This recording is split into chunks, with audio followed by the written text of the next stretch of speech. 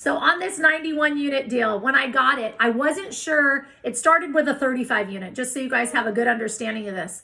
It started with a 35 unit. When I called the gentleman, I called him for 8 days straight. He never called me back. Finally, the 8th day, I was like, screw it. I'm just going to throw my doctor card out there. I call him back and I'm like, Robert, I know you're super busy. This is Dr. Hudson calling again. I'm so sorry to bother you, but I'm highly interested in your property. Give me a call back as soon as you can. All of a sudden, ring, ring, ring, he calls me back. That was after 7 persistent days of calling, right? So I get on the phone with him. Aaron, what are you a doctor of? Chiropractor. Yeah. So, Okay. yeah, so I have a wellness center back in Huntington Beach, but I live in Texas. Imagine that. So basically what happens is I wanted him to know, you guys, right out of the gate that I was somebody, right? Because obviously he's had a lot of calls and he's not shedding any light on taking a phone call from anyone, right? Because he thinks everybody is not real, so to speak. And I know that because that's what he told me after. But anyhow, so right when I called him, I said, hey, Robert, listen, we actually are closing in a property next week. And I saw your property and I'm highly, highly interested. As a matter of fact, it's only 2 miles from my property that we're closing on. So immediately he goes, well, what property is that? And I said, it's a great question. It's actually Castle Terrace. And he goes, oh. He goes, I know that property. I said, awesome. He goes, well, let me just tell you something. My property is better than that one. And I said, oh, really? And so it allowed me to make light of it, right? And I said, well, tell me why. And he goes, because your property is over 8 buildings and mine's over 2. Not only that, my 2 buildings are brick. And it's on a smaller plot of land, which is less maintenance. And I was like, wow, you got a valid point there. I said, listen, the truth of the matter is we closed a couple months back on 104 unit in Houston, Texas, and we really like to only take down 100 plus units. But right now it's a competitive market and that's what everybody wants. And he's like, well, you're onto that one. It's very true. I said, so for us, we're really going after the smaller properties so we can piecemeal them together and make our 100 plus that we are comfortable with. It's really about and he said, gosh, that's a brilliant move. And I said, yeah. I said, well, listen, it's the economies of scale. You're paying less for payroll if you can have more doors than the smaller. And he said, you're exactly right. I said, so with that being said, Robert, have you got any other properties that you might have for sale? And he says to me, you know what, Aaron? I do, but let's just work on the relationship. And as soon as there's some trust, then we can discuss that. And I was like, all right, fair enough. So anyways, the conversation went on for 15 minutes. Great conversation, brilliant gentleman. And long story short, this broker was the seller. He's the owner that I had been calling. And so it was like we hit the jackpot, right? So we had a great conversation. 10 minutes after the phone call, I get a ping on my inbox. And sure enough, we were discussing the 35 units, but lo and behold, I had 91 units in my inbox. And I was like, oh my gosh. So from there, just for you guys, I really want you to get this context because it's super important. So I don't mean to get caught up in the minutia. But sorry, my dog. One sec, my dog needs to use the restroom. Are you barking away, buddy? Go potty.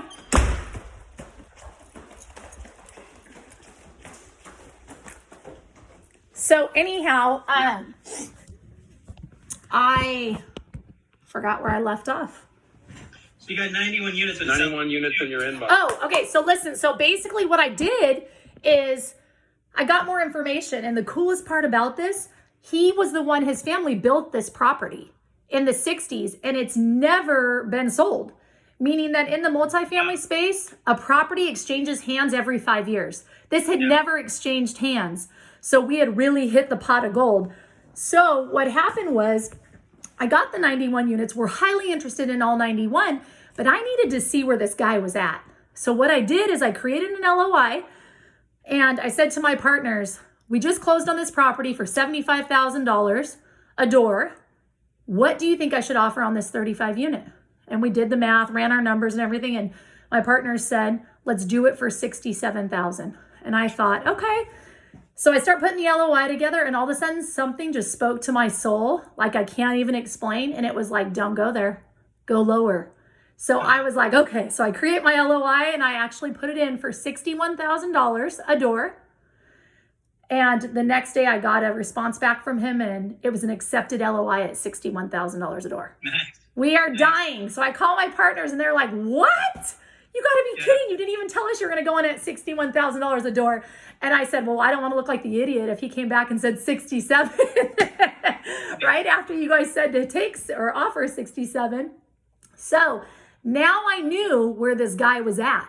So then I said, well, fantastic. Excellent. Well, I just spoke to the partners and we'd also like to move forward on the 33 unit. It was a 10 and a 22.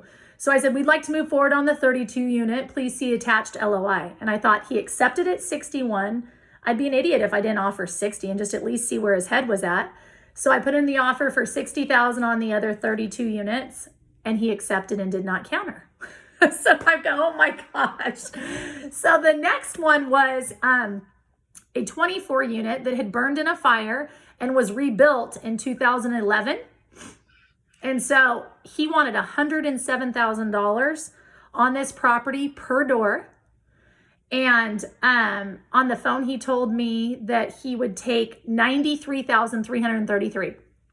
And I said, well, you know what? Thanks so much, for your willingness to drop it. I said, but I've already got an LOI that I sent to you. So, but I understand like it's just too much for us, but thank you so much for the consideration. Well, all of a sudden he opened my email. He saw my LOI, which was absolutely ridiculous. I offered $65,000 a door and I knew he wasn't going to take it, but he scratched it out and his $93,000 went down to $83,333, $2 million or $2.2 million. And so I thought, holy crap. So we've gone from 107 down to 83,333. Okay. The next day I get on the phone with him to ask him a couple questions about a property, a couple questions. And I wanted to find out what his pain point was and why the heck he was selling. And I didn't want to do it over email. And I got the answer. He actually is 1031ing into a brand new commercial building. So I knew there was leverage on that 24 unit because I knew that he would probably be excited to get rid of all the properties together and take them in one swoop versus dealing with multiple buyers and so on and so forth. I let 3 days pass and I said, hey, Robert, quick question, whatever my question was. Hey, by the way, I spoke with the partners. And if you're willing to sell that property at $80,000 a door, please, no offense, just wanted to throw it out there. If it works for you, great. If not, totally no big deal. He came back the next day and said, you know what? We're not too far off. We'll go ahead and accept it $80,000 a door. So I almost had a heart attack. So just for kind of an understanding, I had asked him, hey, is there any chance? I knew he had 300 plus doors, right, you guys? So I'm trying to think, moving forward as well. I said, is there any chance that when we get into town to do our due diligence and walk the units, is there any chance you'd be willing to meet up? I'd love to connect with you and introduce ourselves. And he totally stonewalled me. He was like, oh, you know what? I'm so busy with my schedule. I might be able to, but I'm not sure. So then I asked a second time, 4 days later, same response. I'm not quite sure. So then I thought, you know what? This 2 days before I was flying out, and I'm like, I got to lock this guy up. I've got to meet him face to face. I want him to see that we're the real deal and I want to establish this relationship. And so sure enough, he had already put a $41 million deal in my inbox saying, Erin, this is 160 units here, but you can still build on it. It's a $41 million purchase. So I thought, I don't care. I'm just going to pull this card. And so I was like, Robert, I was like, hey, listen, we're going to be there in 2 days. And I was just wondering if perhaps Wednesday at lunchtime would work. I'd love for you to shed some light and, paint the picture on that $41 million purchase. We may have some interest. And sure enough, he responded back and he was like, yeah, you know what? Wednesday, let's go to the Japanese restaurant. I'll see you there at 12. And I was like, yes, whatever motivates at this point, right? And so, not to totally switch gears, but when we closed on the 35 unit on that Monday, this was a 21-year-old, 23, and I think 25-year-old young guys. They held it for 18 months. They made, I think, $1 million off of us purchasing the 35 unit. They wanted to go out and celebrate. And so they took us to this really nice restaurant with these fancy drinks and they were all excited. And they said, so what is it that you're doing while you're here? And I said, oh, we're actually going to go walk 91 units tomorrow. And they said, really? They asked what property. And they said, oh, actually, we made an offer on that property, but we totally lowballed and they didn't accept it. And I said, yeah, well, we'll see how it goes. But I'm excited to go to lunch with the owner on Wednesday. And all of a sudden it went stark silent. Like you could hear a pin drop. And we were sitting with the 3 sellers, our loan, our broker, or the broker, and our loan officer or whatnot, lender. And all of a sudden they were like, "You're going to lunch with Mr. Shagan?" And I was like, "Yeah, like what's up?" And they're like, "Do you understand he owns half of Knoxville?" And I was like, "You gotta be kidding me." And so anyhow, it was such a pleasure to go to lunch with him because we got to see what his heart was like and just how he does business and kind of get to know him. But he was a top-notch guy with some serious people skills. I can tell you that much. But what I wanted to really share with you is it will kind of, again, shed some light on this particular property. There was a lot of showers leaking. And I was like, man, I cannot believe these showers are leaking like this. And he had his lackey, or choice of a better word, his assistant that was opening up doors for us as we were going in. And I knew very well that he was listening to everything. And I'm sure the seller was priming him and said, "Hey, listen to everything I want to know everything about these potential buyers, right? I want you to bring back the goods and share with me." So anyways, long story short, I was like, I cannot believe the seller is getting hit with these water costs. So he's listening. And then I said something about the occupancy. I'm bummed out that the occupancy isn't as high. I was expecting it to be in the 90s. So of course he shared that with him. So when we had lunch, the gentleman was really quick, or the seller was quick to say, "Hey, listen, I know that you guys found a lot of issues going on with the water and the faucets. I just want to let you know that I am happy to fix all of that before you guys purchase." And so we said, "Wow, okay, that's great." Credit, right? Yeah. So then we said, yeah, he also knew that we had our roofers out there. We were like, look, if we're going to go out there, we mean business. We had our roofers out there checking the foundations, all of that. And so he said, yeah, he goes, "And the roofs, this one is definitely going to need a new roof. And the other one possibly may need some help as well too." He was such a giving guy, and you could see his heart that he was like, either way, I'll make it right. Perhaps I'll give some credit I'll give you credit to fix the roof. And I said, "Well, what does that look like?" And he goes, "Well, $20,000 to get a new roof on that." And I said, "Okay, well, we'll see where it's at. And let's see how the roof bid comes back and so on and so forth." So I'll get to that in just a moment. But going back to the leaky faucets, this is what I'm talking about when you can learn about a person when you're face to face. All of a sudden, he started to get choked up. And his eyes started to water and his voice started to crack. And he said, and he took a pause and he said, "I'm glad to find out about what's going on with the water. But in all fairness, we lost our head maintenance man in September. He had been with me for 30 years and battling cancer. And he wanted to work all the way up until the day he died. And so we made a place for him and let him continue the work, but it wasn't done completely up to snuff." And he literally got shaky and teary in his voice and his eyes. And he goes, "We knew that he just had a really good heart. It was an incredible heart. For one, his assistant she's 80 and has been with him for 40 years.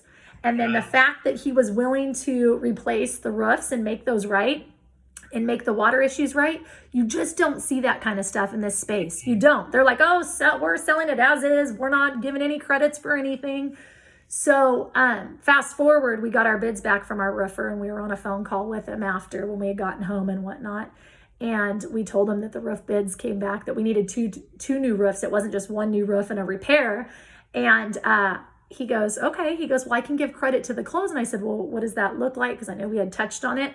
He said, $20,000 I'll give you for each of them. And I said, "Hey, listen, with all due respect, we got our bids back and they're $40,000 per property." And he goes, "You know what? As a matter of fact, not to worry about it. I'll send my guys out. We'll get new roofs on both the buildings and we'll make sure it's done before you close." And I was like, "Are you freaking kidding me?" But this guy does all new development. They do everything. They build brand new buildings. They have A-class properties, B, C, and so. Find out how many units he owns? No, but I will tell you this much. I wasn't a fool, because that sweet little lackey, Scotty boy that was with us, I said to him, "Lackey's not nice. I'm sorry. That is totally inappropriate." You get it. The worker. I said to him, "So Scotty, do you live at one of these buildings?" And he goes, "Oh no, I live at another one of his buildings." And I said, "You do?" I said, "Where's it at?" And he said, "Oh, it's on the other side of town." I said, "Oh, how many doors is it?" He goes, "I don't know. It's 100 plus." And I said, "Well, what's the name of it?" And he goes, "I can't tell you. You're going to get me in trouble." And I said, "My lips are sealed." And he said, okay, it's called da da da da. And the property managers go, oh my gosh, that's a great area and that's a good property. So my partner Kim and I drove up there, checked things out, and we found out it's 164 unit. So we want to close on this and make it Bliss, and then we're going to talk shop with them and see if we can get into the 164 unit. So we'll that's see. Awesome. That's great. Good So job. that's kind of the story. Yeah, I think you did hit the lottery there. Well, I will tell you this much. Guess how under market we are on our rents. We did our own workup and shopped the comps and came up with our own. And we didn't tell hold on, remaining meeting time, sorry. We didn't tell the property managers, but we said, look, we want a forecast on what do you think? We don't want, what do you think? We want to know what, if we purchase this, how much can we increase the rents to get to market? We are $175 a door under market on our 67 units and $190 on the newer property, the 24 units. So is it two? It's 24 and 67. Is that the two buildings? It's two buildings. No, we've got a 35 unit, a 22 and a 10 that are by each other. And then the 24 unit. They're all within 2 miles of each other, 2.5 miles. Okay, wait. So is it 24 and 67 or 22 and 10? What's the breakdown of 22, 10, 35, and 24. Oh, 35 and 24 for a total of 91. 91. So that's 4 different properties? Correct.